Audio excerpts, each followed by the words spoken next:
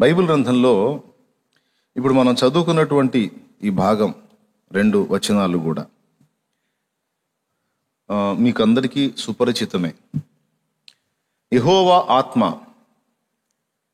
సంసోను ఎదిగినప్పుడు సంసోను మీదికి వచ్చేసాడు. సంసోను అనే ఇతడు కారణ జన్ముడు. ఆ దినములలో ఇశ్రాయేలు జనాంగాన్ని ఫిలిష్తీయులు ఏలుతున్నారు. వాస్తవానికి ఇశ్రాయేలు జనాంగం దేవుని చేత ఆశీర్వదించబడిన జనాంగం, అబ్రహాము సంతతి. అయితే వీళ్ళకప్పుడప్పుడు కొంచెం పైత్యం పనిచేస్తుంటుంది. ఆ పైత్యం పనిచేసినప్పుడు దేవుడు వాళ్ళని శత్రువులకు అప్పచెప్పి ఆ పైత్యాన్ని దించుతూ ఉంటాడు అన్నమాట, వదలగొడతా ఉంటాడు. బ్లంట్గా మనం మాట్లాడుకోవాలంటే ఆ ప్రక్రియలోనే వీళ్ళకి కొద్దిగా ఆ టైంలో కూడా పైత్యం పనిచేసింది. ఫిలిస్తీయుల చేతికి దేవుడు అప్పచెప్పాడు. మనందరికి కూడా ఒక మంచి అలవాటు ఉండాలి. దేనికైనా ఒక శ్రమకి, ఒక బలహీనతకి, ఒక ఇబ్బందికి, ఒక కరువుకి, ఒక దరిద్రతకి మనం అప్పగింపబడుతున్నాము అంటే మొదట దేవునికి వ్యతిరేకమైనటువంటి విషయాలు ఏమైనా మనలో జరుగుతున్నాయేమో మనల్ని మనం పరిశీలించుకునే అలవాటు చాలా మంచిది. ఫస్ట్ మనం చేయాల్సింది ఏంటంటే, ఎందుకు నాకు ఇలాంటి పరిస్థితులు ఎదురవుతున్నాయి, ఏ కారణం చేత నేను ఇలాగా నలిగిపోవాల్సిన పరిస్థితి వచ్చింది, కారణం ఏంటి అని ఫస్ట్ మనం చూడాల్సింది ఏంటంటే, దేవుణ్ణి ఎక్కడన్నా నా చర్యల చేత అభ్యంతరపరుస్తున్నానా, ఆయాస పెడుతున్నానా, దేవుణ్ణి ఎక్కడన్నా దుఃఖ పెడుతున్నానా అని మనల్ని మనం పరిశీలించుకోవాలి. ఒకవేళ ఏవైనా అలాంటి లోపాలు మనలో కనబడితే యథార్థంగా ప్రభు ముందుకెళ్ళి మోకాళ్ళేసి ఒప్పుకోవాలి. తండ్రి, బుద్ధిహీనమైన పనులు చేశాను, ఇప్పుడు నేను ఎదుర్కొంటున్న పరిస్థితులు నాకు ఎందుకు వచ్చినాయో నాకు తెలుసు. దీనికి నేను ఎవరినో బాధ్యుల్ని చేయటం, ఎవరినో అనుకోవటం వేస్ట్ నాయన. నిన్ను అనకూడదు, మరెవరిని కూడా నేను అనకూడదు. దీనికి కారణం నేనే, నా బుద్ధిహీనతే, నా బలహీనతే ప్రభు. గనుక నన్ను నీ రక్తం చేత కడిగి శుద్ధీకరించి నన్ను పరిశుద్ధపరిచి ఈ పరిస్థితి నుంచి నన్ను గట్టెక్కించయ్యా అని మనం దేవుని వైపు మళ్ళుకున్నట్లయితే, ఒకవేళ నీ మూర్ఖ చేష్టలకు ప్రతి ఫలంగా దేవుడు నీకు ఆ శ్రమ ఇచ్చి ఉంటే, నువ్వు ఎప్పుడైతే మనసు తిప్పుకొని దేవుని వైపు మళ్ళుకున్నావో ఆయన క్షమించి ఆ శ్రమ నుండి నిన్ను విడిపిస్తాడు. అర్థమైందా? దేవుడు ప్రతి ఒక్కరికి చెప్తున్న మాట ఇది. ఎప్పుడైనా నీకు ప్రతికూల పరిస్థితులు ఏర్పడితే, నువ్వు ఊహించని ఇబ్బందికరమైన ఘట్టాలు నీకు తారసపడితే, మొదట నువ్వు ఆలోచించాల్సింది ఏంటంటే, నా బుద్ధిహీనత ఏమైనా ఉందా, నా తప్పు ఏమైనా ఉందా, లేకపోతే కేవలం నేను నిరపరాధినై ఉండగా నాకు అన్యాయంగా శ్రమ కలుగుతుందా? నీవు నిరపరాధివై ఉండగా అన్యాయంగా నీకు శ్రమ కలిగితే అది నీకు శ్రమ కాదు, ఒక దీవెనల మూట. అర్థమైందా? నీవు నిరపరాధిగా ఉన్నప్పటికీ అన్యాయంగా నువ్వు శ్రమ పొందుతుంటే అది నీకు శ్రమ కాదు, దీవెనల మూట. యోసేపుకు వచ్చినట్టు ఒక దీవెనల మూట అన్నమాట. అట్లాగా మనం ప్రతికూల పరిస్థితులలో విమర్శించుకోవటం చాలా మంచి ప్రక్రియ. ఇశ్రాయేలు జనాంగానికి కూడా అట్లాగా కొన్నిసార్లు ఆ మూర్ఖత్వం పెచ్చరిల్లినప్పుడు దేవుడు బెత్తం వాడతాడు. బుద్ధిహీనుని వీపునకు బెత్తమే తగును, బాలుని హృదయములో మూఢత్వము స్వాభావికముగా పుట్టును, శిక్షాదండము దాన్ని తోలివేయును. కాబట్టి బుద్ధిహీనమైన చేష్టలు చేస్తే దేవుడు బెత్తం వాడతాడు. అది కూడా మన క్షేమాన్ని కోరే, మన మంచి కోరే. అలాగే మూఢత్వపు క్రియలు చేస్తే శిక్షాదండాన్ని వాడతాడు. కాబట్టి అందరికీ క్లియర్గా చెప్పాను, చాలా స్పష్టంగా. శిక్షాదండం దేవుడు నీ విషయంలో వాడుతున్నట్లయితే బుద్ధిహీనత ఏమన్నా ఉందేమో, మూఢత్వం ఏమన్నా ఉందేమో, మనల్ని మనం విమర్శించుకొని చూసుకోవటం అనేది ఒక మంచి అలవాటు అని చెప్పా. వీళ్ళకు కూడా అలాంటి పరిస్థితి వచ్చినప్పుడల్లా దేవుడు జోక్యం చేసుకొని శత్రువులకు అప్పచెప్తాడు. అదే దేవుడు వాడే బెత్తం. ఆ టైంలో ఫిలిస్తీయులకు అప్పచెప్పాడు. వాళ్ళు ఏళ్తున్నారు, మహా దుర్మార్గులు, చాలా ఇబ్బంది పెడుతున్నారు దేవుని ప్రజల్ని. ఎప్పుడైతే వాళ్ళ చేతుల్లో బానిసలయ్యారో, యాతన పడుతున్నారో, దేవుని వైపు తిరిగి మొరపెట్టడం మొదలు పెట్టారు. అంతా అచ్చం వాళ్ళలాగే మనలాగే వాళ్ళు, అంతా మన పోలికే. ఏ ఇబ్బందులు లేనప్పుడేమో పిచ్చి చేష్టలు చేయటం, ఏదన్నా దెబ్బ తగిలితేనేమో మళ్ళీ దేవుణ్ణి వైపు తిరిగి అయ్యా అయ్యా అని మొత్తుకోవటం. కొంతమంది ఏమో పాపం మొత్తుకుంటారు, కొంతమంది అయితే దేవుణ్ణి తిడతారు, ఏం చేశాడు అని. కానీ వీళ్ళు మొర్రపెట్టారు దేవునికి, ఏంటి ప్రభువా మా పరిస్థితి అని. ఆ మొర్ర ఆలకించి వాళ్ళని ఫిలిస్తీయుల చేతుల్లో నుండి విడిపించడానికి దేవుడు ఒక కారణము చేత సంసోను అనేవాడిని పుట్టించాడు. ఈ సంసోను బాలుడుగా ఉండి ఎదిగాడు. పెద్దవాడైనప్పుడు దేవుని పరిశుద్ధాత్మ శాంసన్ మీదకి వచ్చింది. సంసోను మీదకి వచ్చింది. ఆ సంసోను మీదకి వచ్చిన పరిశుద్ధాత్మని తల్లిదండ్రి కూడా గుర్తించలేదు. దేవునికి స్తోత్రం కలుగును గాక. హల్లెలూయా. అసలు సంసోను ఎందుకు ఇవ్వబడ్డాడో, ఆ బిడ్డ విషయంలో దేవుని సంకల్పం ఏంటో తల్లిదండ్రులకు కూడా తెలియదు. కొన్నిసార్లు భక్తులను దేవుడు ఏర్పరచుకున్నప్పుడు ఆ సత్యాన్ని తల్లిదండ్రులు, సొంతవారు సైతం గుర్తించని పరిస్థితులు కొన్ని బైబిల్లో ఉన్నాయి. మనం ఇంకొక ఉదాహరణ కూడా చూడవచ్చు. యోసేపు తన పసిప్రాయములోనే తనకు కలిగినటువంటి స్వప్న దర్శనాలను గురించి ఆయన మాట్లాడుతున్నాడు. ఆ స్వప్నాలను బట్టి తన అన్నలకి, తండ్రికి కూడా చెప్పినప్పుడు వాళ్ళు యోసేపును గద్దించారు, కానీ అతని పట్ల దేవునికి ఉన్నటువంటి ప్రణాళికను వారు గుర్తించరైరి. చివరికి యోసేపుకి ఏది చూపించాడో అక్షరాల అది జరిగి తీరింది. ఓకే. దావీదు విషయంలో కూడా, దావీదుకు తండ్రి యెషయికి 8 కుమారులు. దావీదును ఒక్కడిని మినహాయించి మిగిలిన సంతానం కొడుకులందరినీ కూడా సమూయేలు ఎదుటికి తీసుకొచ్చాడు. ఇంతవరకైనా నీకు కొడుకులంటే ఇంకనూ ఉన్నాడు, కడసారి వాడు చిన్నవాడు అంటాడు. అతన్ని రప్పించు. 8 కొడుకుల్లో 7 ప్రవర్తన ఒక రకంగా ఉంటే 8వ వాడి ప్రవర్తన ఒక రకంగా ఉంది. ఆ 8వ వాడి మీద దేవుని ప్రణాళిక ఉంది. ఆ 8వ వాడు దేవుని సంబంధి, దేవుని ఏర్పాటులో ఉన్నాడన్న సంగతి యెషయికి తెలియదు. కొన్నిసార్లు మన మీద దేవునికి ఉన్న ఏర్పాటు, ప్రణాళిక, మనతో దేవుడు మాట్లాడుతూ ఉంటాడు. అది మనకు అర్థమవుతుంటది, కానీ మన సొంత వాళ్లకు సైతం అర్థం కాదు. భర్తనేమో దేవుడు తన పని కొరకు పిలుస్తూ ఉంటాడు, భార్యకు అది అర్థం కాదు.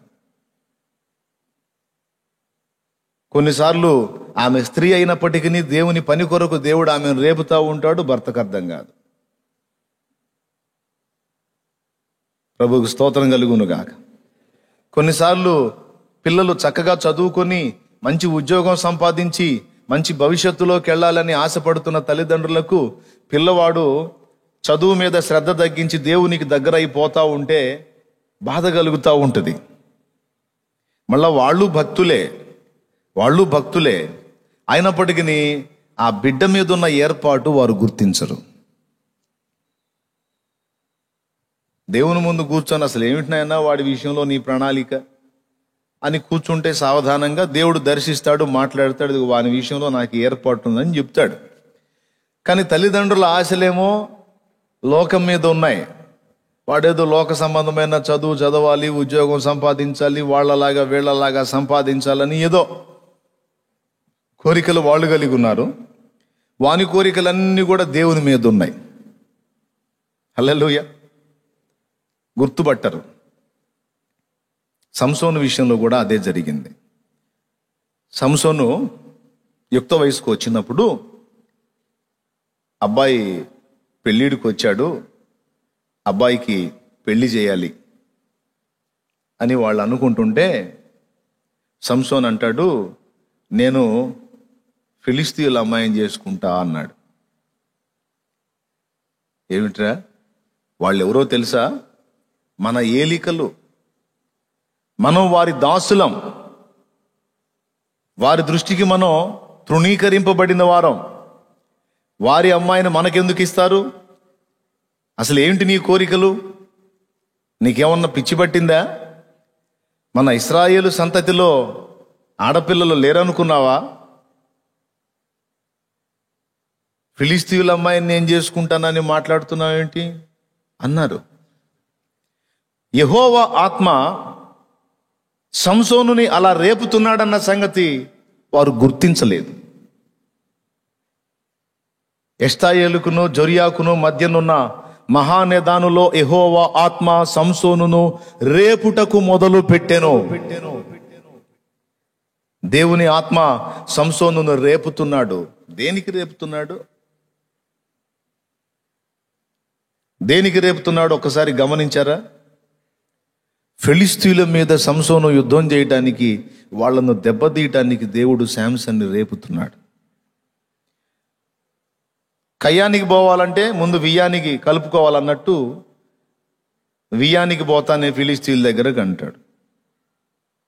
చేసేది లేక వాళ్ళు కూడా మరి మనసులో ఎంత సణుక్కున్నారో ఏమో, ఇక సంసోను చెప్పినట్టు వినాల్సి వచ్చింది. మరి పిల్లలు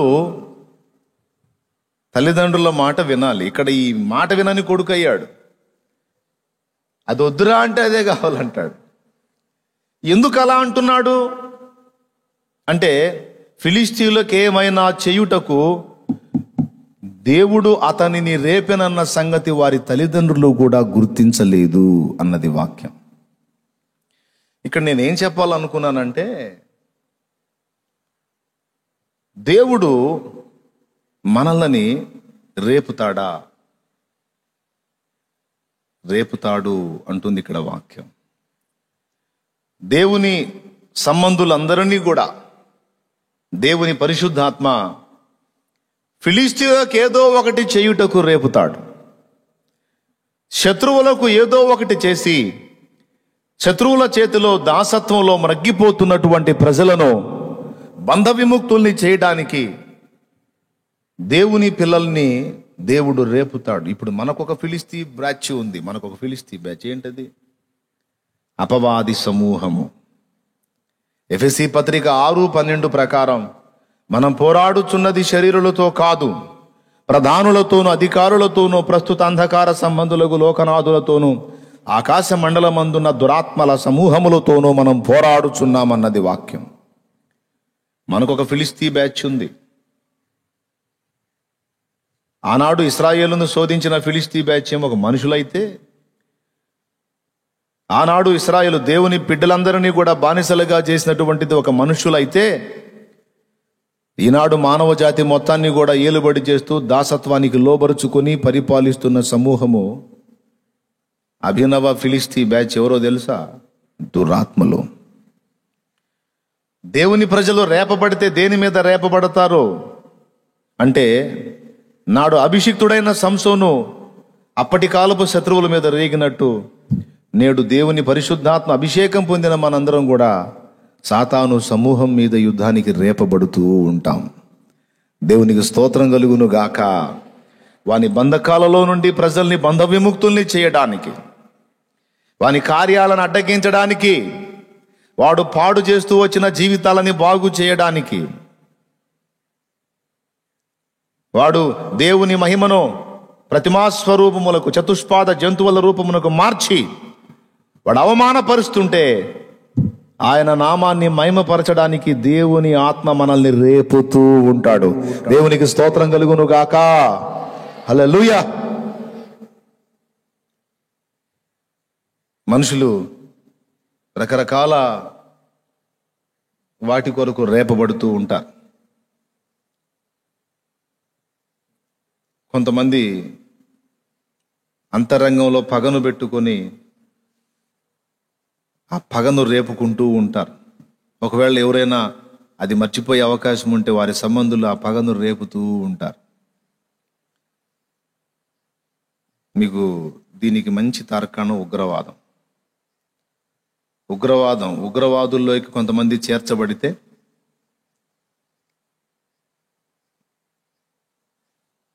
కొంచెం ఎడంగా కూర్చోండి అన్న,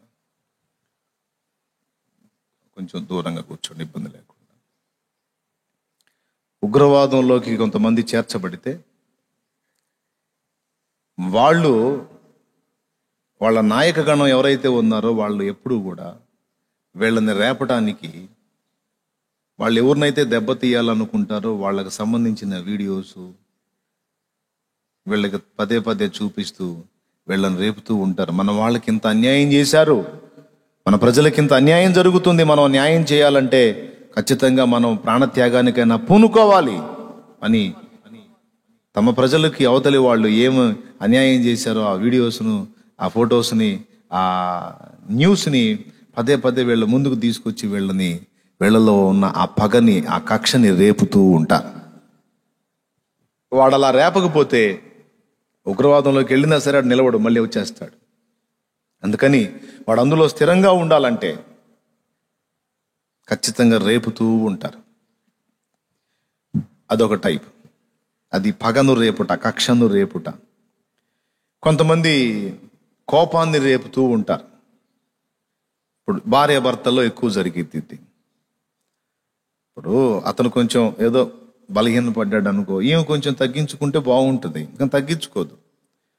ఆయన ఏంది అంటే ఇంకా డబల్ సౌండ్తో ఏంది అంటది, ఇంకా రెచ్చిపోతాడు, కోపం రేగిద్ది, కోపం రేపుతా ఉంటారు అన్నమాట. ఇదొక టైపు. కొంతమంది మనుషుల చేత రేపబడతారు, కొంతమంది తమంతట తామే రేపుకుంటారు. కొన్ని ఇశ్రాయేలు జనాంగం చేసినటువంటి శపితమైనటువంటి ఆరాధనకు గుర్తుగా దేవుడు పచ్చని ప్రతి చెట్టు కిందను కామము రేపుకును వారలారా అంటాడు. కామాన్ని రేపుకుంటారు కొంతమంది. ఇప్పుడు అశ్లీల చిత్రాలు ఎందుకు అంత విచ్చలవిడిగా జనాల్లోకి వెళుతున్నాయి, జనాలు ఎందుకు వాటిని అంతగా చూస్తున్నారు అంటే, మనిషికి రెండు ప్రాయాలు ఉంటాయి. ఒక ప్రాయంలోనేమో నిరంతరం ఎక్కువ శాతం మంది యవన బిడ్డలు ఆ లైంగిక ఇచ్ఛలతో, అదే తలంపులతో పదే పదే పదే పదే శోధించబడుతూ ఉంటారు. అప్పుడు అతనికి ఏ విధమైన ఇబ్బంది ఉండదు.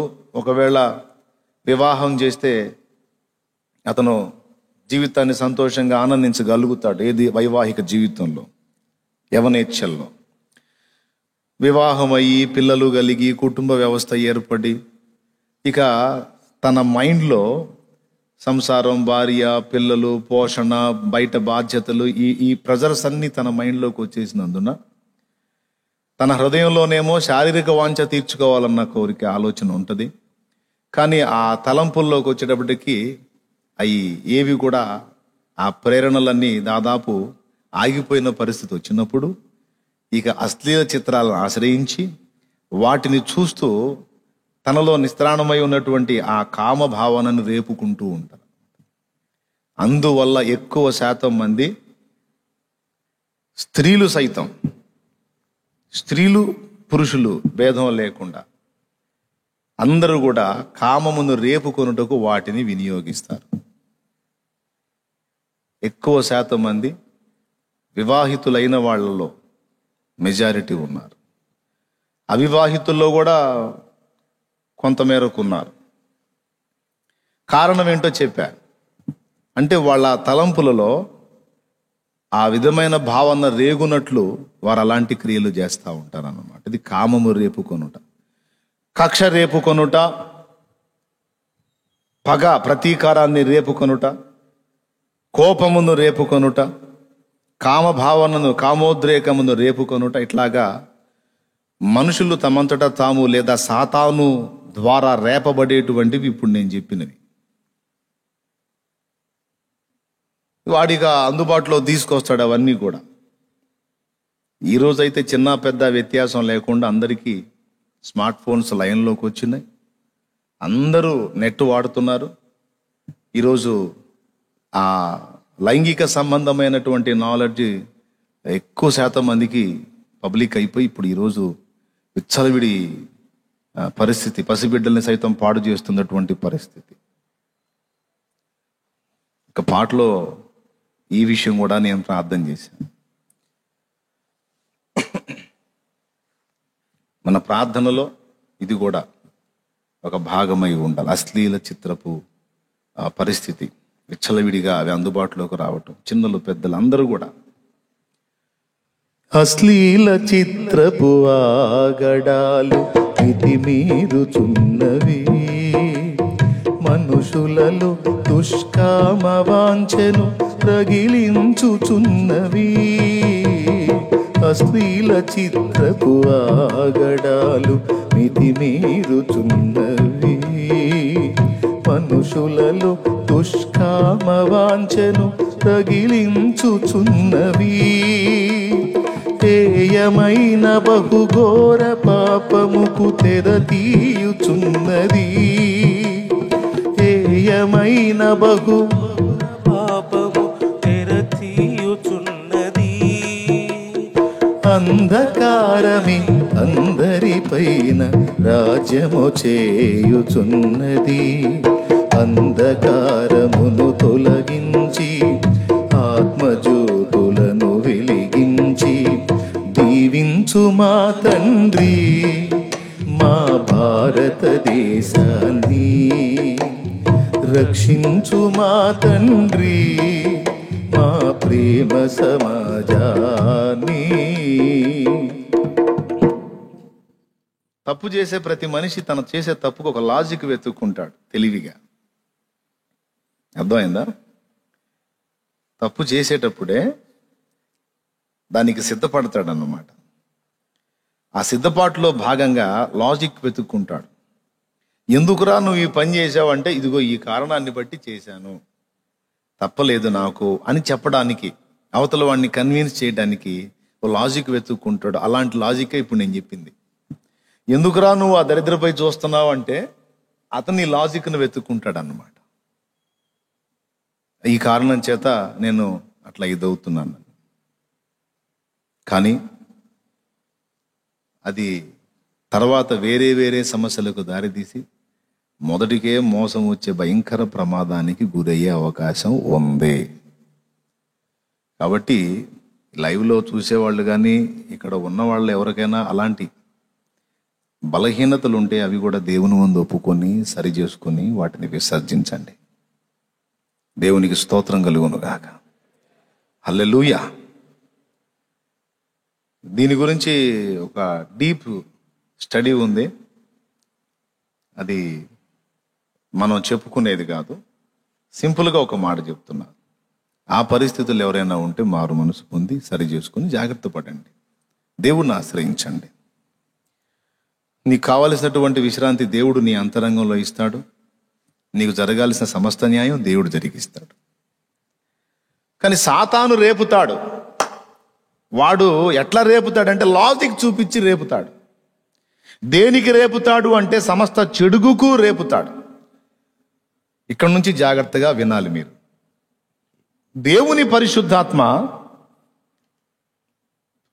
తన బిడ్డల్ని శత్రువుల మీదికి రేపితే మన శత్రువు మనల్ని దేవునికి వ్యతిరేకమైన పాపాలకు రేపుతాడు. ఎందుకంటే అలాంటివి చేసి మనం దేవునికి అసహ్యులమైపోతే అప్పుడు వాడు మనల్ని చేజిక్కించుకోవడానికి కనీసం మనల్ని పాపములో పడవేయటం వల్ల వాడికి 2 లాభాలు ఉంటాయి. బాగా వినండి, 2 లాభాలు. ఒకటేంటంటే మనం వాడి చేత చిక్కి ఆత్మీయంగా బలహీన పడిపోయి ఆత్మలో చల్లారిపోయి ఇంకా ఇంకా ఇంకా ఇంకా విచ్చలవిడితనం అయిపోయి పూర్తిగా మనం నాశనం అయ్యే అవకాశం ఒకటి ఉంటుంది. నెంబర్ 1, ఏది మనల్ని పాపానికి వాడు రేపటం వెనక 2 లాభాలు వాడికి. సరే, మనం ఒకవేళ పూర్తిగా వాడి వశంలోకి వెళ్లకుండా అటు ఇటు అటు ఇటు అటు ఇటు కొంచెం బ్యాలెన్స్గా అడుగులు వేసినా మనల్ని పాపంలో పడవేయటం వల్ల వాడికి వచ్చే 2వ లాభం ఏంటంటే, ఇప్పుడు మనమే బలహీనతలలో ఉన్నప్పుడు ఇంకొకటికి మనం నీతి మాటలు చెప్పాలన్నా భక్తి మాటలు చెప్పాలన్నా మనస్సు రాదు. ఈ చెప్పబోయినప్పుడు లేదు, వాడే చెవి పక్కకు వస్తాడు. నువ్వేం పెద్ద మనిషివా, వాడికి బుద్ధి చెబుతున్నావు? నువ్వు మంచివాడివా, నువ్వు మంచిదానివా, నీ దగ్గర తప్పులు లేవా, నీ దగ్గర లోపాలు లేవా? నువ్వు అదే ఆలోచన చేస్తావు, నువ్వు అట్లనే ప్రవర్తిస్తావు. మళ్ళీ వాళ్ళకి మనం ఎట్లా ఉండాలి అట్లా ఉండాలి. ఆహా, ఏం వేషం, ఏం ముసుగు, ఇది కదా భక్తి నటన అంటే అని మళ్ళీ వాడే నీ చెవుల్లోకి వచ్చి మాట్లాడతాడు. దీనివల్ల ఏం జరిగిద్దంటే, ఈ బలహీనతలకు చిక్కిన వ్యక్తి, ఈ లోపాలలో, ఈ పాపాలలో, ఈ పొరపాట్లలో చిక్కుబడ్డ వ్యక్తి ఏదో దేవుని పాదాలు పట్టుకొని పశ్చాత్తాపంతో దేవుని వైపు తిరిగినా ఇతరులకు చెప్పేదానికి మనస్సాక్షి చేత గద్దింపబడ్డట్టుగా, ఉట్టిదే మనస్సాక్షి ఏమీ అడ్డుపడదు. మనం ఒప్పుకుంటాం పాపాలు, ప్రతిదీ కూడా ఏ చిన్న లోపం జరిగినా దేవుడు క్షమిస్తాడు. తిరిగి మనస్సాక్షి శుద్ధి చేయబడినట్లు ఆయన రక్తాన్ని ఆశ్రయిస్తాం, కడిగేసుకుంటాం, లైన్లోకి వస్తాం. వాడి స్వరం వినిపిస్తూ ఉంటాడన్నమాట. ఎందుకు నువ్వు నీతి బోధిస్తున్నావు? నువ్వు నీతిగా ఉన్నావా? నువ్వు ఉండి చెప్పు. లేవుగా, లేనప్పుడు ఎదుటి వాళ్ళకి నీతి పాఠాలంటే ఇది వేషధారణ కాదా? మళ్ళీ వాక్యమే చూపిస్తాడు. చల్లగానన్నా ఉండు, వెచ్చగానన్నా ఉండు అని చెప్పి నులివెచ్చనగా ఎందుకు? అయిపోయింది, ఇక నీ చాప్టర్ క్లోజ్. ఇక నోరు మూసుకొని కూర్చో. పెద్ద ప్రసంగాలకు బయలుదేరావా? అప్పుడు ఈ వ్యక్తికి చక్కగా అవతల వాళ్ళకి చెప్పి రక్షించే ఛాన్స్ ఉన్నా, ఆ జ్ఞానం ఉన్నా, ఆ విధమైన అభిషేకం ఉన్నా, అది వినియోగించకుండా వీడు ఆ వ్యక్తి యొక్క బలహీనతల లోపాలే చూపించి అవతల వాళ్ళ విషయంలో దేవుని పని వీళ్ళు చేయకుండా అడ్డుపడతాడు. అది 2 లాభాలు వాడికి. కాబట్టి ఈ లాభాలు వాడికి దొరకాలి అంటే ముందు వాడు మనల్ని చిక్కించుకోవాలంటే దేనికి రేపాలి? మనల్ని పనికి మాలిన పనులకు రేపాలి. అందుకే ఇద్దరు మనల్ని రేపడానికి ప్రయత్నిస్తారు. ఇది గుర్తించండి. ఒక పక్క దేవుని పరిశుద్ధాత్మ దేవుని సంబంధమైన విషయములు మనం చేయునట్లు మనల్ని రేపుతూ ఉంటాడు. మరోపక్క దురాత్మ దేవ వ్యతిరేకమైన కార్యాలు చేయునట్లు మనల్ని రేపుతూ ఉంటాడు. ఇక్కడ ఎవరికి తలొంచాలో, ఎవరి ప్రేరేపణకు లొంగాలో నిర్ణయించాల్సింది మనమే. అర్థమైందా? ఒక పక్కేమో పరిశుద్ధాత్మ దేవుని సంబంధమైన కార్యాలకు రేపుతుంటే, మరో పక్క దురాత్మ పనికి మాలిన పనులకు రేపుతూ ఉంటే, దేనికి లోబడాలో దేన్ని వ్యతిరేకించాలో నిర్ణయించుకోవాల్సింది మనమే.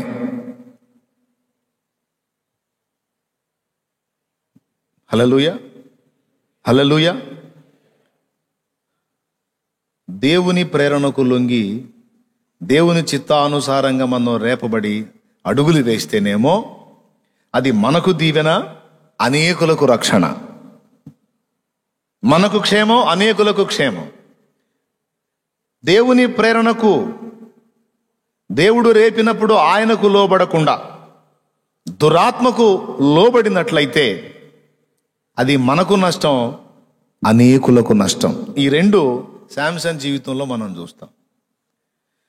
యెహోవా ఆత్మ శత్రువుల మీదకి వెళ్ళి వాళ్ళని దెబ్బతీయటానికి రేపాడు. అట్లా రేపినప్పుడు అటుపోయి ఆ పని చేశాడా? కాస్త ఖాళీ రాగానే మళ్ళా దురాత్మ వచ్చి ఇంకో చోటకి రేపాడు.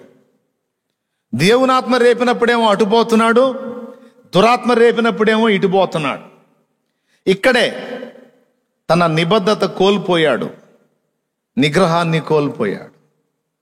ఈరోజు ఆత్మీయ జీవితంలో ప్రయాణం చేస్తున్న మనందరం కూడా 100లో 89% మంది వ్యక్తులు ఇలానే ఉంటారు. శాంసన్ లాగానే. ఎంతమంది ఒప్పుకుంటారు? ఇలానే ఉంటారంటే ఏమర్థమైంది మీకు? వెంటనే చెయ్యెత్తేశారు. ఏమర్థమైంది? దేవునాత్మ రేపినప్పుడేమో అలా స్పందించడం, కొన్ని ప్రత్యేక సమయాల్లో దురాత్మ రేపినప్పుడేమో ఇంకోలా స్పందించడం. ఇవి 2 89 మంది అన్నాను అంటే ఇంకెంతమంది ఉన్నారు? 11 మంది ఉన్నారు. టెన్షన్ పడకండి, నేను అలా లేనన్నా అంటే ఆ 11లో నువ్వు వేసుకో. లేదు ఉన్నానన్నా అంటేనే 89లో చేర్చుకో.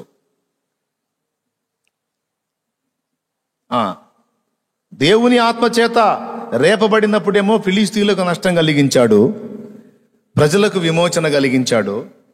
దురాత్మ చేత రేపబడి శారీర వ్యామోహాలకు లొంగి ఆ వాంఛలను తీర్చుకోవడానికి అడుగులేసినప్పుడేమో తను బందీ అయ్యాడు, నేత్రాలు కోల్పోయాడు, తన ప్రాణానికి ముప్పు తెచ్చుకున్నాడు.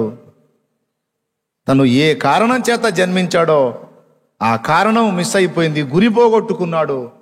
ఆ ప్రజలంతా కూడా బంధకాల్లోనే ఉండిపోయే పరిస్థితి వచ్చింది. సోదరులారా, అసలు దేవుడు నిన్ను ఎందుకు పుట్టించాడో నీకు గ్రహింపు, నన్ను ఎందుకు పుట్టించాడో నాకు గ్రహింపు ఉండాలి. ఫస్ట్ మనం గుర్తించాల్సింది అది. ఇంతమంది జనాభా భూమి మీద ఉండగా నేను అనేవాడిని ఉనికిలోకి ఎందుకు వచ్చాను? నేను అనే దాన్ని ఉనికిలోకి ఎందుకు వచ్చాను? నా సృష్టికర్త అసలు నా జన్మను ఎందుకు ఇచ్చాడు? నన్ను ఎందుకు పుట్టించాడు? నా జన్మ వెనక ఆయనకున్న ఉద్దేశం ఏంటి? అనవసరంగా పుట్టిన వాళ్ళు ఎవరు లేరు. కొంతమందిని స్పెషల్గా కారణ జన్ముడు అంటారు కదా. అంటే హేతు లేకుండా పుట్టినోళ్ళు ఎవరున్నారు? ప్రతి వ్యక్తిని కూడా ఏదో ఒక హేతువు నాశించి, ఏదో ఒక ఉద్దేశం కలిగి, ఏదో ఒక ప్రణాళిక కలిగి, ఏదో ఒక ఆశ కలిగే దేవుడు చేశాడు. బ్రతికిస్తున్నాడు, పోషిస్తున్నాడు, ఎన్నో మరణాపాయాల్లోంచి తప్పించుకుంటూ కాపాడుకుంటూ వచ్చాడు. ఎంతమంది గుర్తుపడతారండి? నా జన్మకు ఒక కారణం ఉంది, నా జీవితానికి ఒక అర్థం ఉంది, నాకంటూ ఒక జన్మనిచ్చిన దాని వెనక నా సృష్టికర్తకు ఒక చిత్తం ఉంది. నన్ను కొంతమంది గుర్తుపడతారు, కొంతమంది దాన్ని అసలు పట్టించుకోరు. పట్టించుకొని బ్రతుకులేమో అర్థం లేకుండా ముగించబడతాయి. పట్టించుకుని అడుగులు వేసిన బ్రతుకులేమో ఆయన చిత్తాన్ని నెరవేర్చి అనేకులకు ఆశీర్వాదకరంగా మారతాయి. అసలు నన్ను దేవుడు ఎందుకు పుట్టించాడు? ఆ కారణం ఏంటి? ఇంతమంది జనులు ఉండగా నన్ను భూమి మీదకి పంపించడం వెనక ఆయన ఉద్దేశం ఏంటి? దాన్ని నెరవేర్చినప్పుడు నాకు నా జన్మకు అర్థం ఏంటి? మోకాళ్ళు ఉన్నప్పుడు మన ప్రార్థన ఈ దయ ఉండాలి. ఏ దయ ఉండాలి అంటే, దేవా, ఏ ఉద్దేశంతో నన్ను నీవు భూమి మీదకి పంపించావో, ఏ సంకల్పంతో నన్ను నువ్వు సృష్టించావో, ఏ కారణం చేత నన్ను భూమి మీద నువ్వు పుట్టించావో, ఆ నీ చిత్తము నా జీవితంలో నెరవేరనప్పుడు నాకు ఈ బ్రతుకు అవసరం అంటావా అని మనం ఆయన ముందు కూర్చోవాలి. ఎందు నిమిత్తం నన్ను నీవు నిర్మించావో, ఏ ఉద్దేశంతో నన్ను చేశావో అది నెరవేర్చినట్లు నాకు జ్ఞానం ఇవ్వు, ప్రత్యక్షత నివ్వు, నడిపింపు నివ్వు, నెరవేర్చు. అది నెరవేరనప్పుడు ఎందుకు నేను భూమి మీద ఉండాలి ప్రభువా? తినేదానికా, తాగేదానికా, సుఖించేదానికా? ఏది చేసినా ఒక తృప్తి, సంతోషం లేదే. ఎండమావి దాహం తీర్చినట్టుగా ఈ ఐహిక విచారాలు ఎన్ని పొందినా ఇంతవరకు తృప్తి తీరలేదే. దాహం తీర్చలేని దానికోసమేనా నా వెంపర్లాట, నా బ్రతుకు? ఇంతోటి భాగ్యానికే నా దేవా నన్ను భూమి మీదకి పంపించావయ్యా? కాదు కాదు, ఏదో ఉంది నా పట్ల, నీ ప్లాన్ ఏదో ఉంది, ప్రణాళిక ఏదో ఉంది. ఏదుందో నాకు చెప్పు, అది నెరవేర్చడానికి నాకు శక్తి నీవు, అది నెరవేర్చున్నట్లు నన్ను వాడుకో. ఇది మన ప్రార్థన దేవుని ముందు అయి ఉండాలి. అప్పుడు దేవుడు తన సంకల్పం నీకు ప్రత్యక్షపరుస్తాడు.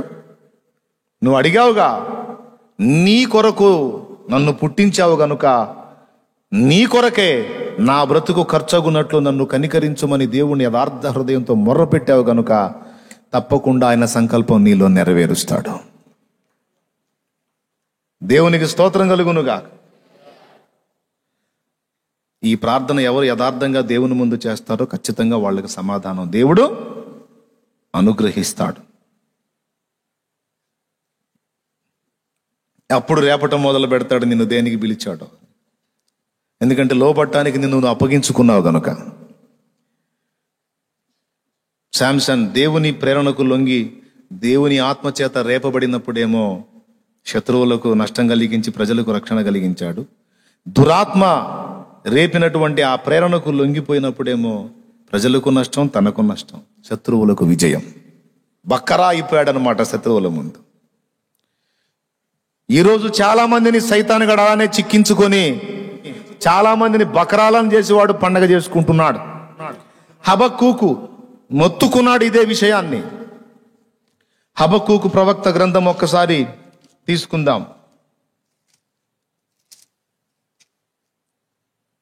మొదటి అధ్యాయము 14వ వచనం. ఏలిక లేని చేపలతోనూ ప్రాకు పురుగులతోనూ నీవు నరులను సమానులుగా చేసితివి. చూడు 15వ వచనం. వాడు గాలము వేసి మానవులనందరినీ గుచ్చి లాగి ఉన్నాడు, ఉరులు ఒగ్గి చిక్కించుకొనుచున్నాడు. వాడు తన వలతో వారిని కూర్చుకొని సంతోషపడి గంతులు వేయుచున్నాడు. ఎంతమంది వాని చేత రేపబడి వాడి ప్రేరణకు లొంగారో వాళ్ళందరినీ కూడా వాడి గాలానికి గుచ్చాడట. వాడి వల చేత చిక్కించుకొని వాడు సంతోషపడి గంతులు వేయుచున్నాడట. ఆహా నాకు చిక్కావు, ఆహా నాకు చిక్కావు. భక్తుడు ప్రవక్త దేవునికి మొర్ర పెడుతున్నాడు. ఎందాక వాడు అట్లా చేస్తాడు ప్రభువా, నువ్వు ఎందాక ఊరుకుంటావు, నీ ప్రజల్ని గదిలిచ్చవా అని భక్తుడు ప్రార్థన చేస్తున్నాడు. తర్వాత చదువు.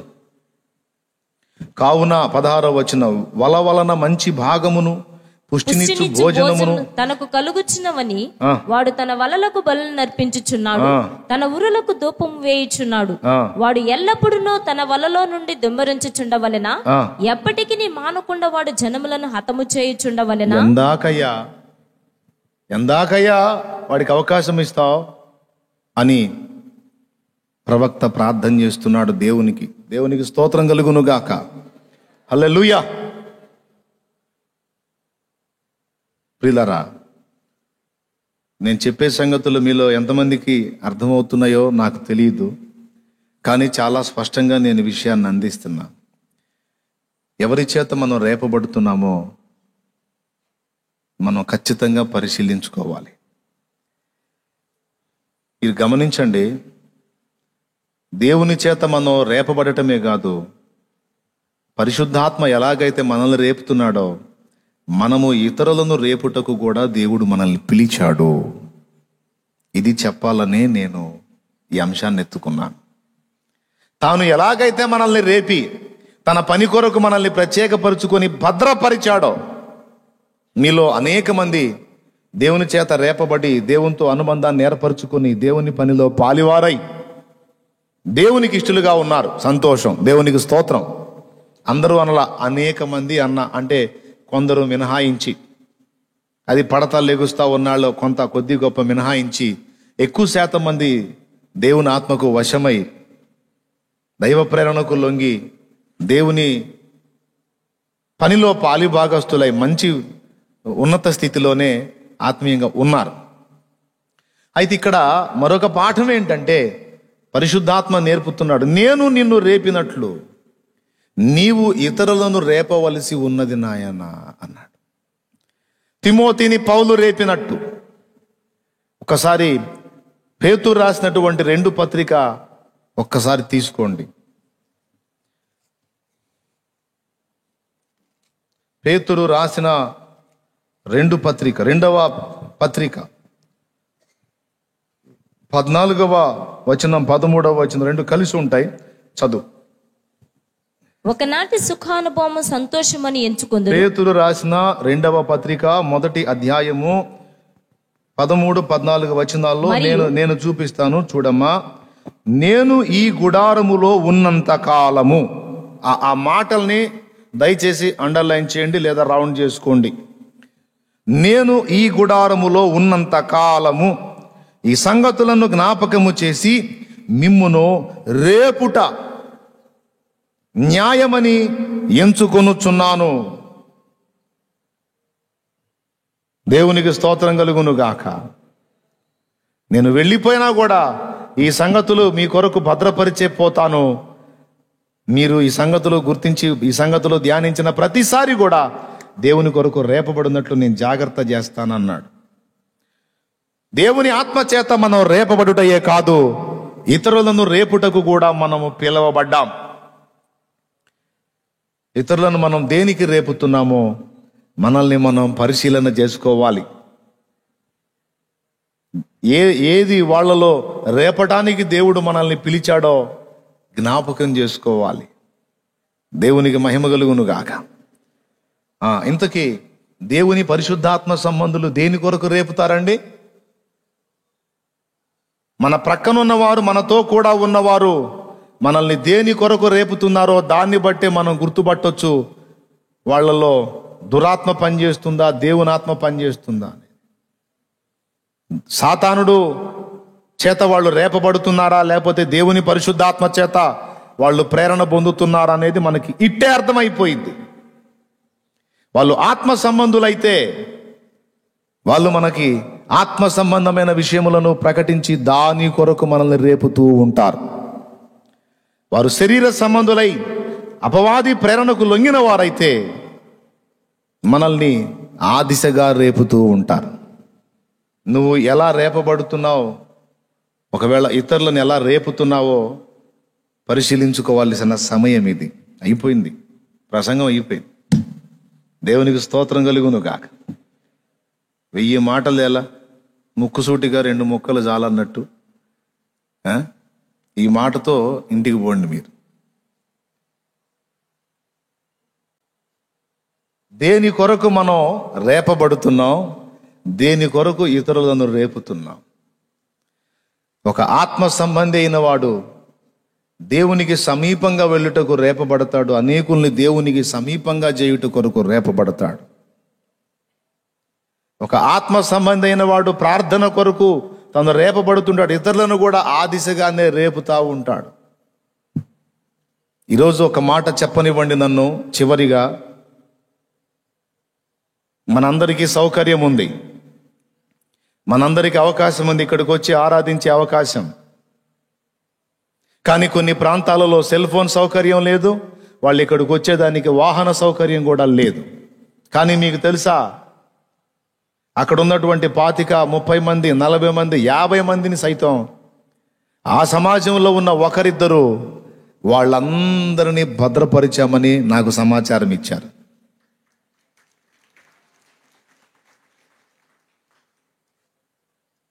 అన్నా, సన్నిధికి దూరమయ్యాం, సహవాసానికి దూరమయ్యాం, లైవ్లో వాక్యం వినడానికి మాకు ఫోన్ సౌకర్యం లేదు, ఫోన్ ఉన్నా ఇక్కడికి సిగ్నల్ అందదు, మాకు టవర్స్ దూరంగా ఉన్నాయి, మాకు చాలా ఇబ్బందిగా ఉంది.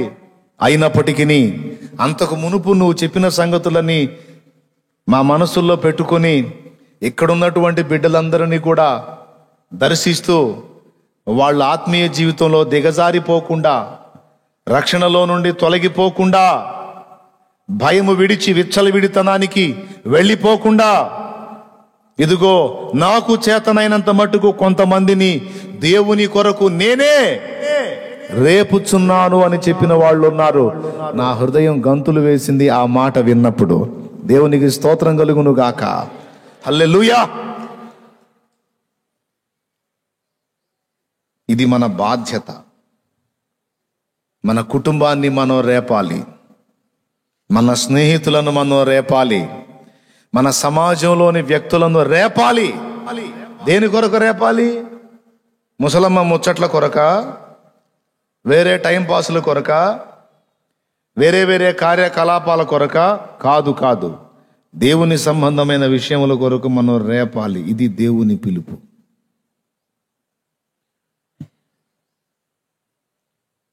ఒక సమాజంలో నువ్వు ఉన్నావు, ఆ సమాజంలో ఉన్న వ్యక్తుల విషయంలో నీ హృదయంలో ఒక భారం. ఎంతమందికి ఇలాంటి భారం ఉందో నాకు తెలియదు, కానీ ఉండాలి, రేపాలి. ఎవరికి వాళ్ళకి ఏమనిపిస్తుందో తెలుసా? ఒక ఫ్యామిలీ విషయం చెప్తున్నాను నేను.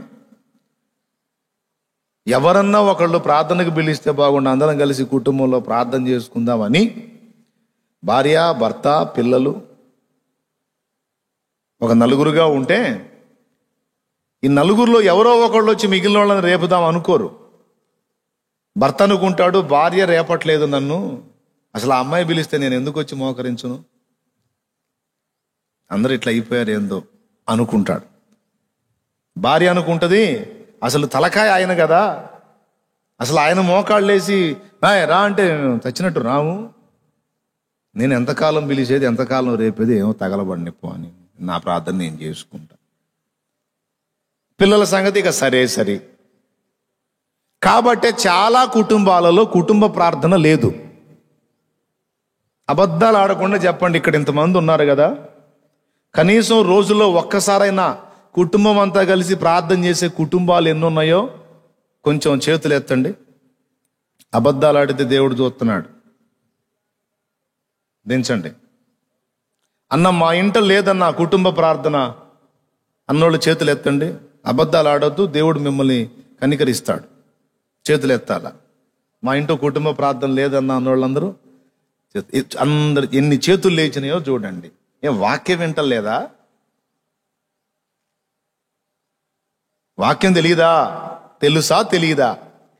కుటుంబ ప్రార్థన చేయాలని తెలుసా తెలియదా? ఇంకొక నగ్న సత్యం చెప్తా, చెప్పనా? ఇప్పుడు సెల్ ఫోను, నెట్ సౌకర్యం అందుబాటులోకి వచ్చింది కదా, అంతా టీవీకి లింక్ చేసుకొని కూర్చున్నారు కదా. ఓ మంచి మూవీ పెట్టారనుకో, సస్పెన్స్ క్రైమ్ థ్రిల్లర్ ఒకటి పెట్టారనుకో, మొత్తం వచ్చి కూర్చుంటారా లేదా? యథార్థంగా చెప్పండి, అవునన్నా అంటే చేతులు ఎత్తండి. ఇక వేరే విషయాలు చేతులు ఎత్తరేంది? నేను నిజం చెప్పలేదా? కరెక్ట్ కాదా నేను చెప్పింది? మీరు ఇంకా వేరే దేనికన్నా ఎగబడి పిలుస్తారే. పేపర్లో ఒక న్యూస్ వస్తే మాయ్ ఎక్కడున్నా ఇట్రా పిలుచుకుంటావుగా, పిల్లలకు చూపిస్తావుగా, అందరికి చూపిస్తావు. ఓ మంచి మూవీ వస్తే చూపిస్తావు. ఒక కొత్త మూవీ ఏదన్నా ఏది మనకు మళ్ళీ వంకలు అన్నమాట. నేను ఈ పెడితే చూడనన్నా కామెడీ చూస్తా, నేను ఏ పెడితే చూడను జంతువులే చూస్తా, నేను ఏ పెడితే చూడను బొమ్మలే చూస్తా, నేను ఏ పెడితే చూడను సీరియల్స్లో కొన్ని సెంటిమెంట్ సీరియల్స్ ఉంటాయి చూడన్నా, అచ్చంగా ఫ్యామిలీ మ్యాటర్స్ అవి చూస్తుంటా. చెప్పేదేంది? ఏదో ఒక లాజిక్ దేవులాడుకొని ఆ పని చేస్తూ ఉంటారు అన్నమాట, మనల్ని కామెంట్ చేసేవాడికి దయగలగటానికి. మిగిలిన వేటికైనా నేను ఒక మాట చెప్తున్నా వినండి. నియంత్రణ శక్తి నీకుంటే, మనోనిగ్రహ శక్తి నీకుంటే, నువ్వు ఏది చూసినా ఏది నిన్నేం చెయ్యదు. ఓపెన్గా చెప్తున్నా. కానీ కొన్నిసార్లు మనం టైం వేస్ట్ చేసుకోవటం, మన మైండ్ పాడు చేసుకోవటం. ఎందుకంటే దానివల్ల ఇప్పుడు అన్నిటినీ చేయుట యందు నాకు స్వాతంత్ర్యము కలదు కానీ అన్నీ చేయదగినవి కావు అన్నాడు. ఇప్పుడు నేను ఒకటి చూశాను అనుకో, ఎందుకు చూసావు అన్నాడు ఆయన. మరి ఏమంటాడు ఆయన అంటే, ఏం లాభం నాన్న, టైం వేస్ట్ రా, దానివల్ల ఆలోచించు. నీ కొడుకు ఖాళీగా పనికి మళ్ళీ ఆలోచనలు చేస్తా, టైం పాస్ చేస్తుంటే నీకేమనిపించింది? నీ కొడుకైనా కూతురైనా టైం వేస్ట్ ఎందుకు వాటి వల్ల అని ఎన్నిసార్లు అలా టైం వేస్ట్ అని. మరి అదే టైం వేస్ట్ కార్యక్రమాలు మనం కూడా చేసాం కొన్నిసార్లు. దేవుడు ఇట్లనే అంటాడు, నీ బిడ్డను నువ్వు ఎలా అయితే అనుకుంటున్నావో దేవుడు నిన్ను అంతే అంటాడు. ఆయన నువ్వు పిల్లోడివా, బుజ్జోడివా, ఏం తెలియనోడివా, అన్నీ తెలిసి నువ్వు కూడా టైం వేస్ట్ పనులు చేస్తావేంట్రా? పనికొచ్చే పనులు చేయి, పనికి మాలిన పనులు మానే అంటాడు. ప్రభువుకు స్తోత్రం కలుగును గాక. హల్లెలూయా.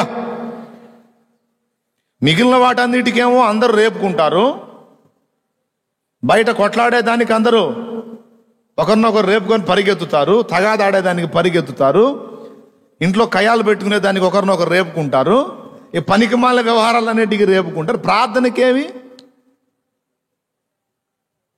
అక్కడ దయ్యం ఎంటర్ అవుతుంది. అక్కడ దయ్యం ఎంటర్ అయిపోయి ఎవరికోళ్ళని కంట్రోల్ చేస్తూ ఉంటుంది. ఎవరికోళ్ళకి ఆహాన్ని రెచ్చగొట్టి ఆమె పిలవలేదని ఈయన పిలవలేదని ఆమె, ఇద్దరు పిలవలేదని పిల్లలు, మొత్తం ఆ కుటుంబ ప్రార్థనలు అందుకు జరగవు. నేను చెప్పింది ఇప్పుడు వినటానికి కరెక్టే అనిపిస్తుందా? విన్నప్పుడు అరే నిజమే కదా అనిపిస్తుందా? ఇది దాటి అవతలికెళ్ళు. మళ్ళా వచ్చేవారం నేను అడుగుతా, కుటుంబ ప్రార్థన ఎన్ని కుటుంబాల్లో లేదో చేయొచ్చనంటే ఇందాక లేచిన చేతులన్నీ లెగుతాయి నాకు తెలుసు. అంటే వాక్యం విని విని విని ఎలా అలవాటు పడిపోయారంటే, వాక్యం వినటం, దాన్ని వెంటనే దులిపేయటం అనే ప్రక్రియకు అలవాటు పడిపోయారు. తెలుసా మీకు? వాక్యం ఎక్కువగా అందినందువల్ల కూడా దాని మీద ఉన్న గౌరవం పోయినట్టు అయిపోయింది. వినటానికి మజా, విన్నప్పుడు స్పందన ఓకే, కానీ మళ్ళీ ఆచరణలో పోయేటప్పటికి మాత్రం ఈరోజు అన్నాను కదా, సాయంత్రం ఒకవేళ కాస్త వినమ్రులై వినయ మనస్కులై ఉంటే సాయంత్రం మాయ్ ఈరోజు పొద్దున దేవుడు నన్ను గద్దించాడు అండి, అందులో ప్రార్థన చేద్దాం రండి, ఒక పూట అయిద్ది, 2 పూటలు అయిద్ది, 3 సార్లు అయిద్ది, 4 రోజులు అయిద్ది. 4 రోజులు పాపం ఈయనే పిలవాలా, వాళ్ళేమో లేచి రావాలా. 5వ రోజు ఈయనకి మండిపోయిద్ది, రోజు నేనే పిలవాలా. ఈ లేచి వచ్చేవాళ్ళు ఒట్టిగా వస్తారా, ఏదో ఒకటి సణుగుతారు. రాత్రి లేటుగా పండుకున్నాం, ఇప్పుడు లేపుతున్నాం అన్నారు అనుకో, మండిపోయింది. లే ప్రార్థన చేద్దాం లే అంటే, అమ్మో ప్రార్థన సమయం అయిందని భయంగా లెగిస్తే ఈ రేపేవాడికి కూడా ఆసక్తిగా ఉంటుంది. వాళ్ళు ఫీలింగ్ ఇచ్చారనుకో, 1 రోజు రేపుతాడు, అదే ఫీలింగ్ 2, 3, 4 రోజులు లేదు, ఎట్లా సావండి రోజు. మీకే నేనే ఎట్లా కనపడుతున్నాను, చెత్త వేధవలా కనపడుతున్నానా?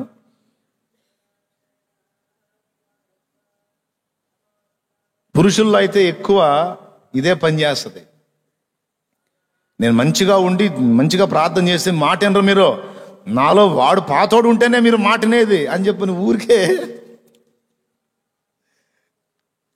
పాతోడిని తీసుకొచ్చి పెట్టుకుంటా ఉంటా.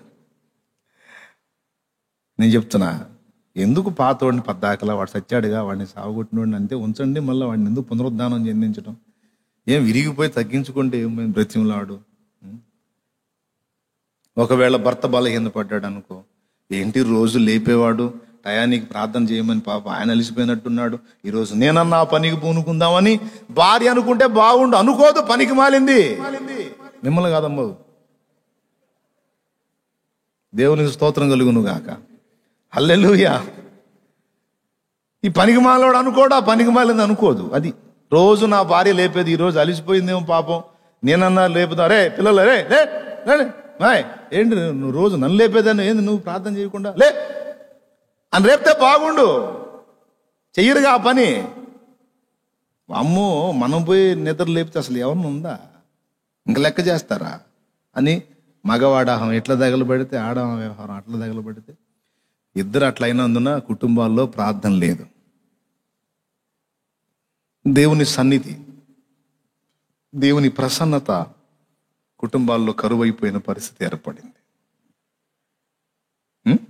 దేవుని జీవం ఆ ఇంట లేకుండా అయిపోయింది. చేస్తే వ్యక్తిగతంగా ఏదో 2 ముక్కలు ప్రార్థన చేసుకుంటున్నారు, అలా కాదు. రేపాలి దానికోసం మనల్ని మనం తగ్గించుకోవాలి. 4 ఇళ్ళు తిరిగి, అక్క ప్రార్థన చేసుకుంటున్నావా, అక్క జాగ్రత్తగా ఉంటున్నావా, వాక్యం అందట్లేదు మనకి, భద్రంగా ఉండు, జాగ్రత్తగా ఉండు, అన్నయ్య ఎట్లున్నావు, ప్రార్థన చేసుకుంటున్నావా, ఖాళీయా, వెళదామా ఏకాంతానికి, అట్లా ప్రార్థన చేసుకుందామా అని దేవుని భక్తి కొరకు మనల్ని మనం రేపుకొనుటయే గాక, ఈ గుడారములో నేనున్నంత కాలము మిమ్మును దేవుని కొరకు రేపుట యుక్తమని తలంచుకొనుచున్నాను. దేవునికి స్తోత్రం కలుగును గాక. మీరు ఉప్పు అన్నాడు, మీరు లోకానికి ఉప్పు అన్నాడు. ఉప్పని ఎందుకు అన్నాడు తెలుసా? ఏదైనా పదార్థం చెడిపోకుండా ఉండాలంటే దాన్ని ఉప్పులో భద్రం చేయాలి. శవాలు సైతం కుళ్ళిపోకుండా పాడుగాకుండా ఉండాలంటే ఉప్పులోనే దాన్ని పెడతారు, తెలుసా? చాలా సంవత్సరాలు ఉప్పు ఉన్నంత వరకు అది జడదు. అలాగే కొన్ని పచ్చళ్ళు ఉప్పులో భద్రపరుస్తారు. చేపలు ఉప్పు వేసి భద్రపరుస్తారు, చెడవు. తెలీదా మీకు? ఉప్పు వేస్తే పదార్థం చెడిపోయిద్దా, భద్రంగా ఉంటుందా? పెద్దగా చెప్పండి. మీరు చిన్నగా మూలిగితే నాకు ఇబ్బందిగా ఉంటుంది. నోరు తెరిచి పెద్దగా చెప్పండి.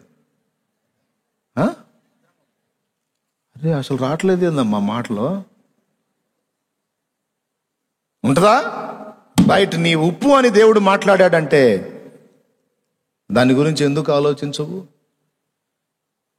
ఉప్పు తనతో జత కలిసిన వారందరినీ కూడా చెడకుండా కాపాడుతుంది. చెడగొట్టేది ఉప్పు కాదు, కాపాడేది ఉప్పు, భద్రపరిచేది ఉప్పు. ఈరోజు ఇందులో మీరు ఎంతమంది ఉప్పులుగా ఉన్నారో, ఎంతమంది తప్పులుగా ఉన్నారో, పప్పులుగా ఉన్నారో మీరే చూసుకోండి. అయిపోయింది. నీతో కూడా ఉన్నవారిని, నీ కుటుంబాన్ని, నీ సమాజంలోని వ్యక్తుల్ని నీకు పరిచయం ఉన్నంత వరకు దేనికి రేపుతున్నావు? అసలు పట్టించుకుంటున్నావా, పట్టించుకోవటం లేదా? బాధ్యతల్ని విస్మరించి ఏమీ పట్టనట్టుగా బ్రతికేస్తున్నావా? నేను అలా బ్రతకను, నా వల్ల కాదు. ప్రతిరోజు ఎంతో కొంతమందిని వాళ్ళ ప్రార్థనా జీవితాన్ని గురించి హెచ్చరిస్తాను. నాకు తోడు దొరికితే ఉన్నో ఒకళ్ళని పోదాంపా ఏకాంతానికి మంచి తీసుకెళ్తాను. దేవుని కొరకు రేపటానికి ఇష్టపడతాను. ఇది నా అనుభవం, దేవుని కృప. నన్ను వెంబడించేటువంటి బిడ్డలుగా మీకందరికి కూడా అదే చెప్తున్నాను. మనం ఉన్నంత వరకు, మనం ఈ శరీరంలో, ఈ గుడారంలో జీవించినంత కాలం మనల్ని మనము ఒక పక్కన భక్తి సాధన కొరకు పరిశుద్ధాత్మ ద్వారా రేపుకుంటూ, మరో ప్రక్కన ఇతరులను కూడా మనం దేవుని కొరకు రేపవలసి ఉన్నది. చెవులు గలవాడు ఈ ఆత్మస్వరమును వినుగాక. వేరే వ్యర్థమైన పనికి మాలిన కార్యకలాపాలకు మనల్ని మనం రేపటమో, ఇతరులను రేపటమో కాదు. చతుర్లకు, సరసోక్తులకు, పోకిరి మాటలకు, పనికి మాలిన విషయాలకు, ముసలమ్మ ముచ్చట్లకు, అనవసర కాలక్షేపాలకు రేపటం కాదు. ఒక ఆత్మ సంబంధమైన వాడు, నిజంగా పరిశుద్ధాత్మ చేత నడిపించబడుతున్నవాడు, నింపబడుతున్నవాడు ఆత్మ సంబంధమైన విషయాలకే మనుషులను రేపుతాడు. ఎందుకంటే ఆత్మ దేవుని యుద్ధములు చేయుటకు సంసోనును రేపుటకు మొదలుపెట్టాడు. అలాగే ఒక ఆత్మ సంబంధమైన వాడు తన తోటి వారిని, కుటుంబాన్ని, తనను తాను దేవుని యుద్ధములు చేయునట్లు రేపుతూ ఉంటాడు. అది ఆత్మ సంబంధి లక్షణం. గనుక మీలో కొంతమంది ఉన్నారు, తమ చుట్టుప్రక్కల ఉన్న వారిని ప్రార్థన కొరకు రేపి చక్కగా ప్రార్థన బలిపీఠం ఏర్పాటు చేసి గృహాలలోనే చక్కగా కూడుకుంటూ ప్రార్థన చేస్తూ ప్రతినిత్యము కూడా దేవుని చిత్తాన్ని నెరవేరుస్తూ ప్రార్థనా సేవ చేస్తున్న వారు మీలో కొందరు ఉన్నారు. మీలో కొందరు ఇతర సహోదరులను కలుపుకొని ఏకాంతంగా వెళ్ళి ప్రార్థనలో గడిపేవారు కొందరు ఉన్నారు. మీలో కొందరు కుటుంబాలను రేపుకొని ప్రతిరోజు కుటుంబంలో విజ్ఞాపన చేసేటువంటి వ్యక్తులు ఉన్నారు. అస్సలు లేరని నేను అనట్లా. అయితే ఇంకా మిగిలినటువంటి వాళ్ళను సైతం హెచ్చరిక చేస్తున్నాను. ఆల్రెడీ బాగుగా ఇలాగ నేను చెప్పిన కొలతలో ఉన్నవారు మరి ఎక్కువగా రేపబడినట్లు దేవుని ఆత్మ చేత ప్రేరేపించబడి ఈ మాట మీకు చెప్తున్నాను.